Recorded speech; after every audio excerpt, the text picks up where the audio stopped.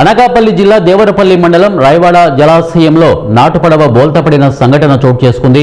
ముగ్గురు గల్లంతవగా ఒకరిని గజ ఈతగాళ్లు ఒడ్డుకు చేర్చారు. మరో ఇద్దరి కోసం గాలిస్తున్నారు. ఆ ఇద్దరు అల్లూరు జిల్లా అనంతపురం మండలం జీనపాడు గ్రామస్తులుగా గుర్తించినట్లు దేవరపల్లి ఎస్ఐ వెల్లడించారు.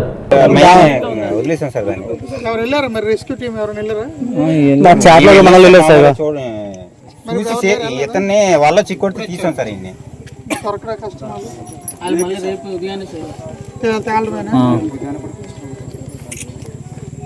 ఈ కుర్రాడు కూడా వాళ్ళ చిక్కు పెడితే తీసాం సార్. ఈ కుర్రాడు కూడా ఈ అబ్బాయి పేరు జీవనం. ఇంటి పేరండి గంజి జీవనం.